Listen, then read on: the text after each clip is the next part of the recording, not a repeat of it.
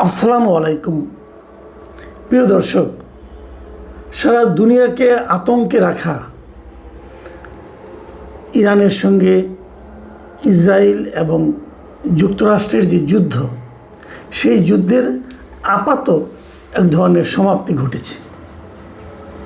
মানে তারা একটা যুদ্ধ বিরতিতে সম্মত হয়েছে এবং এই যুদ্ধে ট্রাম্প দাবি করেছে যে তাদের নাকি পূর্ণাঙ্গ বিজয় হয়েছে। ট্রাম্পের এ সমস্ত অসংলগ্ন কথাবার্তা সারা দুনিয়ার মানুষ শুনতে শুনতে এখন আসলে অনেকটা ক্লান্ত।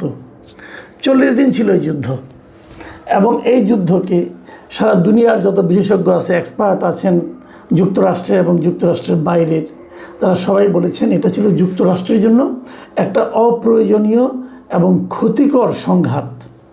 এটা তাদের বক্তব্য, এই এক্সপার্টদের বক্তব্য। যুক্তরাষ্ট্রের ভেতরেও বাইরেও যুক্তরাষ্ট্র এখানে বিলিয়ন বিলিয়ন ডলার ব্যয় করেছে। এ পর্যন্ত যতটুকু হিসাব পাওয়া গেছে 26 থেকে 30 বিলিয়ন ডলার যুক্তরাষ্ট্র এই যুদ্ধে ব্যয় করেছে, প্রত্যক্ষ এবং পরোক্ষভাবে। এর বিপরীতে ইরানের কী পরিমাণ ক্ষেপণাস্ত্র, ইরানের তো ক্ষেপণাস্ত্র কিছু ছিল, তারা তো যুক্তরাষ্ট্রকে এই ক্ষেপণাস্ত্রগুলি প্রতিরোধ করেছে। দেখা গেছে ইরানের যা ক্ষেপণাস্ত্র ছিল তার মাত্র 30 থেকে 40% ক্ষেপণাস্ত্র তারা ব্যবহার করেছে। তার মানে তারা 40 দিন যুদ্ধের পরেও তাদের অর্ধেক ক্ষেপণাস্ত্র শেষ হয় নাই। আর এর মধ্যে তারা নিজেরাও ক্ষেপণাস্ত্র প্রস্তুত করছিল, উৎপাদন করছিল। কাজে এই যুদ্ধ না থামালে যুক্তরাষ্ট্র যদি খুব একটা সুবিধা করতে পারত, তা কিন্তু নয়। অনেকেই বলছে যুক্তরাষ্ট্রের এত ব্যয় হলো কেন? এত ব্যয় হলো এই কারণে যে, মনে করেন একটা বলা হচ্ছে যে ইরানের যে ড্রোনগুলি ছিল, এটা তো ইরান নিজেরা বানিয়েছে, অত মূল্যবানও না, কিন্তু এই ড্রোনগুলোকে থামাতে যুক্তরাষ্ট্রের মহামূল্যবান একটা ক্ষেপণাস্ত্রকে ব্যবহার করতে হয়েছে। তো যে কারণে যুক্তরাষ্ট্রের ব্যয় হয়েছে অনেক অনেক বেশি। এবং সব মিলিয়ে অবস্থানটা হলো ট্রাম্পের একটা শোচনীয় পরাজয়। এটা ট্রাম্পের নিজের দেশ এবং ট্রাম্পের যারা নাকি মিত্রদের যারা আছে এবং বাইরের যাদের দেশ আছে, সারা বিশ্বের কাছে এটা এখন স্পষ্ট যে এই যুদ্ধে ট্রাম্প চূড়ান্তভাবে শোচনীয়ভাবে পরাজিত হয়েছে। এর মাধ্যমে ট্রাম্পের দেশে মানে যুক্তরাষ্ট্রে ট্রাম্পের জনপ্রিয়তা ধস নেমেছে, জ্বালানি তেলের দাম বেড়ে গেছে, জীবনযাত্রার ব্যয় বেড়ে গেছে এবং ট্রাম্পের সারা দেশে যে জনমত জরিপ করা যেটা হয়, মানে তার যে এইগুলি পোলিং যেগুলো হয়, সেখানে তাদের একটা অ্যাপ্রুভাল রেটিংয়ে তাদের মানে ট্রাম্পের অনেক কমে গেছে। এখন বোধহয় সেটা 36% নেমে এসেছে। এবং একাধিক জরিপে দেখা গেছে, বিশেষ করে পিউ রিসার্চ সেন্টার নামে একটা প্রতিষ্ঠান আছে ওরা একটা জরিপ করে দেখিয়েছে যে এই যুদ্ধে যুক্তরাষ্ট্রের 61% মানুষ ট্রাম্পের ভূমিকা নিয়ে অসন্তুষ্ট ছিলেন। বিশেষ করে তরুণ ভোটার এবং স্বতন্ত্র ভোটাররা এই যুদ্ধের তীব্র বিরোধিতা করেছে। এখন প্রশ্ন হলো যে ট্রাম্পের এই অবস্থা কেন?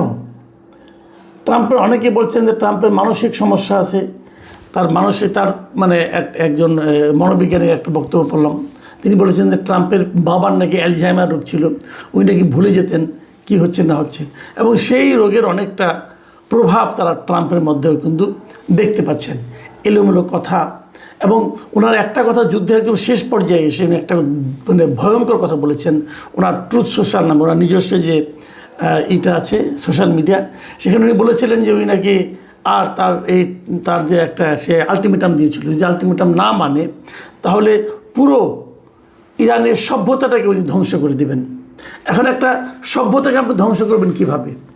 তাহলে উনি আসলে পারমাণবিক বোমা নিক্ষেপের একটা হুমকি দিয়েছিলেন। এবং এই যে ট্রাম্পের বক্তব্য, এই কথাটাকে দেশের অভ্যন্তরে এবং বাইরে সবাই কিন্তু বলেছেন যে এটা একটা গণহত্যামূলক এবং অসংলগ্ন আচরণ। এবং সে কারণে দেশের মধ্যে আমেরিকাতে এরই মধ্যে ট্রাম্পকে ইমপিচমেন্ট করার জন্য, অভিশংসন করার জন্য একটা দাবিও কিন্তু এর মধ্যে উঠেছে। এখন প্রশ্ন হচ্ছে, অনেকেই বলে যে এই যুদ্ধে আসলে ট্রাম্প পারল না কেন? এত বড় শক্তি হওয়া সত্ত্বেও ট্রাম্পের আসলে দুর্বলতাগুলি কোথায় ছিল, মানে যুক্তরাষ্ট্র এবং ইসরায়েলের কেন তারা ইরানকে পরাজিত করতে পারলো না। এটা না পারার কারণ হলো যুক্তরাষ্ট্র অনেক শক্তিশালী, কিন্তু তাদের না পারার মূল কারণ হলো কিছু কৌশলগত, অর্থনৈতিক এবং ভৌগোলিক কারণ।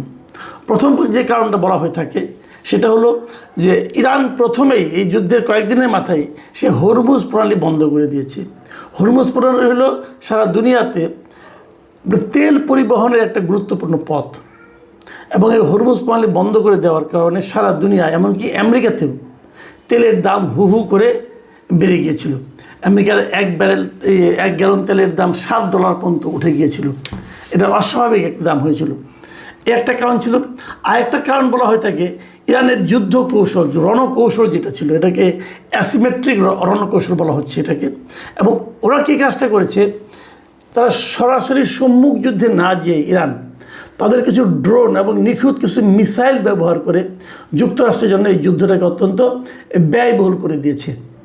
এবং যুক্তরাষ্ট্র তার একটা দামি ইন্টারসেপ্টর মিসাইল দিয়ে ইরানের খুব সস্তা ড্রোনকে ধ্বংস করতে হয়েছিল, যে কারণে তারা একটা বড় ধরনের অর্থনৈতিক বোঝার মধ্যে পড়ে গেছে। এর বাইরে ইরান আরেকটা যুদ্ধ কৌশল অবলম্বন করেছিল, সেটা হলো তাদের যে প্রক্সি নেটওয়ার্ক আছে বিভিন্ন রকম, যেমন হিজবুল্লাহ, হুতি, এদের মাধ্যমেও এরাও এই যুদ্ধে নানাভাবে অংশ নিয়েছিল। এবং তারা মানে ধরেন এখান থেকে কোনাকুঞ্চি দেওয়া এই পথে, ওই সমুদ্র পথে তারা কিন্তু অ্যাটাক করা শুরু করেছিল।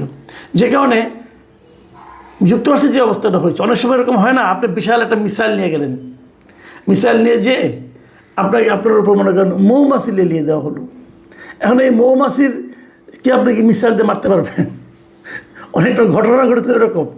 ইরান বিশাল নিয়ে গেছে, কিন্তু এই যে খুঁটিনাটি আক্রমণ, ছোটোখাটো আক্রমণ, কোনাকুঞ্চি দিয়ে আক্রমণ, এইগুলো তাকে আসলে ব্যতিব্যস্ত করে দিয়েছিল। আর তাছাড়া আরেকটা, যে পুরো মধ্যপ্রাচ্য জুড়ে যুক্তরাষ্ট্রের যে বিভিন্ন রকম ঘাঁটি ছিল বিভিন্ন দেশে, সেগুলির মধ্যে এরা অ্যাটাক করছিল, এবং সেই অ্যাটাকগুলিও তাদের জন্য বড় একটা ক্ষয়ক্ষতির কারণ হয়েছিল। ইরানকে পরাজিত করতে না পারার আরেকটা বড় কারণ হলো যে ইরান এমন একটা দেশ, এই দেশটার একদিকে পাহাড়, আরেকদিকে নদী, আরেকদিকে মানে পানি, এখানে জয় করা আসলে খুব কঠিন ছিল, এবং এখানে আসলে পদাতিক বাহিনী দিয়া ইরানকে জয় করা অসম্ভব। কাজেই যুক্তরাষ্ট্র চেষ্টা করেছিল যে বিমান হামলা এবং নৌ হামলা দিয়ে পর্যস্ত করা যায় কিনা। বিমান হামলা কিছুটা ক্ষতি করতে পেরেছিল, কিন্তু হারানো সম্ভব হয়নি। এবং পদাতিক বাহিনী না ঢুকলে একটা দেশকে আসলে পরাজিত করা কঠিন। আরও একটা কারণ ছিল তাদের আমেরিকার জন্য, যে নাকি খুবই নেতিবাচক এবং বিব্রতকর কারণ, সেটা হলো যে আমেরিকা যাদেরকে মিত্র মনে করতো, ইউরোপিয়ান দেশগুলো, তারা এই যুদ্ধে আমেরিকার সঙ্গে সহযোগিতার হাত বাড়ায়নি। তাদের বক্তব্য ছিল, আপনি তো নেটোর সঙ্গে আলাপ করে যুদ্ধ শুরু করেননি, যুদ্ধ উনি শুরু করেছিলেন একা একা। যে কারণে এবং যুদ্ধের পরপরই এই ইউরোপিয়ান দেশগুলোতে কিন্তু তেলের দাম অনেক বেড়ে গিয়েছিল, যে কারণে ইউরোপিয়ান দেশগুলো নিজের দেশের সমস্যাকে রেখে যুক্তরাষ্ট্রের সঙ্গে যুদ্ধে সেনাবাহিনী পাঠাতে রাজি হয়নি। এবং এই রাজি না হওয়ার কারণটা কিন্তু তার জন্য ছিল খুবই বিব্রতকর। আর সবচেয়ে যেটা বড় কারণ ছিল যে যুক্তরাষ্ট্রের অভ্যন্তরে, মানে যুক্তরাষ্ট্রের মধ্যে সে রাজনৈতিকভাবে এই যুদ্ধকে নিয়ে বড় একটা চাপের মধ্যে পড়ে গিয়েছিল। সামনে কিন্তু তাদের একটা নির্বাচন আছে, এবং সেই নির্বাচনে যুক্তরাষ্ট্রের রিপাবলিকান পার্টি, মানে যে পার্টির প্রেসিডেন্ট হিসেবে ট্রাম্প আছেন, সেই পার্টির সামনে একটা বড় পরাজয় সবাই দেখতে পাচ্ছে এই যুদ্ধকে কেন্দ্র করে। ডোনাল্ড ট্রাম্প নির্বাচনের আগে নিজেকে মানে যুদ্ধের বিরোধী একজন প্রেসিডেন্ট হিসাবে প্রচার করেছিল, এবং সে নির্বাচিত হওয়ার পর তো সে কিন্তু নোবেল শান্তি পুরস্কারও দাবি করেছিল যে সে যুদ্ধ থামিয়ে দিচ্ছে, তাকে শান্তি পুরস্কার দেওয়া হোক। তো এরকম একটা লোক যখন নিজেই একটা সবচেয়ে যুক্তরাষ্ট্রের জন্য সবচেয়ে অপমানকর যুদ্ধে জড়িয়ে গেল, এবং সে কারণে তার দলের যে একটা সমর্থন ছিল মানুষের মধ্যে, সেটাও কিন্তু কমে গেছে। এবং সবচেয়ে যে ক্ষতিটা হয়েছে যুক্তরাষ্ট্রের, তারা যে উদ্দেশ্য নিয়ে গিয়েছিল যে ইরানের পরমাণু কর্মসূচিকে চিরদিনের জন্য বন্ধ করবে, ইরানকে প্রধানত করবে, ইরানের নিজেদের শাসন বসাবে, তার কোনোটাই অর্জন হয়নি। বরঞ্চ হরমুজ প্রণালীতে এখন ইরান বলছে এখানে তারা টোল বসাবে, এবং যদি তার টোলটা বসাতে পারে, এখান থেকে যত জাহাজ যাবে সে টোল নেবে এবং খুব দ্রুতই তাদের যে অর্থনৈতিক ক্ষয়ক্ষতি হয়েছে এই টোল দিয়েই তাতে সেটাকে মানে আপনার কভার করতে পারবে। আর যুক্তরাষ্ট্রের অবস্থা, তারা এরই মধ্যে তাদের সামরিক ব্যয় প্রায় 1.3 ট্রিলিয়নের মতো তারা করার জন্য আগামী বাজেটে প্রস্তাব দিয়েছে, যা নাকি সারা মানে যুক্তরাষ্ট্র জুড়ে একটা ব্যাপক আতঙ্কের তৈরি করেছে। কারণ এত টাকা যদি সামরিক ব্যয়কে দিতে হয়, ব্যয় করতে হয়, তাহলে কিন্তু অন্যান্য প্রয়োজনীয় খাত, শিক্ষা, স্বাস্থ্য, ওই সমস্ত খাতে কিন্তু বরাদ্দ আরও অনেক কমে যাবে। প্রিয় দর্শক, আমরা সবাই জানি যে অনেক শক্তিশালী দেশ আমেরিকা, যুক্তরাষ্ট্র সারা দুনিয়াতে সবচেয়ে শক্তিশালী দেশ। কিন্তু এই শক্তিশালী দেশটি আরও একটি শক্তিশালী দেশ ইসরায়েল, তাদেরকে সঙ্গে নিয়েও তুলনামূলকভাবে অনেক কম সামরিক শক্তির দেশ ইরানকে কিন্তু তারা পরাজিত করতে ব্যর্থ হয়েছে।